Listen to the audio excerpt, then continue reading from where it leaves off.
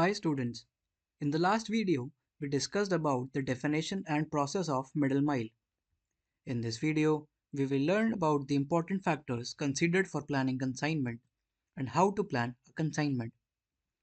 Number one factor is weight, and it is because weight is one of the most important factors and it is needed to calculate shipping cost. It is also necessary for documentation as all the legal documents have weight as one of the inputs. And then comes the load distribution on a pallet and truck. Since each pallet has its own capacity to hold material, correct weight is important. For example, a box that weighs 450 kgs is wrongly declared as 300 kgs. If it is put on a pallet that has a capacity of 350 kgs, then there is a chance that pallet might get damaged. Similarly, a truck has its own defined capacity. If we put more load in a truck, it can cause damage to the truck as well as attract financial penalty. Second factor is volume, which is important for proper space utilization in truck. Similar to weight, there is a defined volumetric capacity of a truck. Example, if a truck container is 8 feet into 32 feet into 8 feet, then the volume of the truck container is 2048 cubic feet. Hence, total volume of boxes loaded in a truck should be less than 2048 cubic feet. Also, as discussed for weight, volume is also an important input in legal documents. And at last is calculation of volumetric weight. Example, there is a box that weighs 2 kg, but the dimensions are 5 feet into 5 feet into 5 feet, that is 125 cubic feet. So you can just imagine that if you consider weight for charging, you will only charge for 2 kgs. However, the box will occupy a large space in the truck.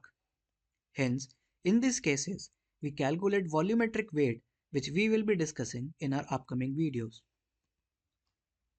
Next important factor is destination, which is important to identify estimated time of arrival or ETA. ETA is the time taken from pickup to delivery. Another is to determine the most appropriate delivery method like rail, roadways, airlines, etc. And the last is proper load planning, which we will discuss in the next video. And the last important factor is ETA, which is important to prioritize which CN to plan and which CN not to plan. We have 6 CNs that have mentioned weights, destination, and ETA. And a vehicle is planned for Mumbai that has capacity of 800 kgs. Now we will start with CN that has the least ETA, since our priority is to deliver CN on time. As you can see, CN1 and CN5 both have ETA of 2 days. But since weight of CN5 is more, we will select CN5 as we need to send as much weight as possible in a single trip. After CN5, CN1 will be selected. After this, the least ETA is 5 days for CN4 and hence CN4 will be selected. Till now, the total weight that is being selected is 400 plus 100 plus 50 equals to 550 kgs. Next least ETA is 6 days for CN3. But this CN is for Chennai, hence we won't select it.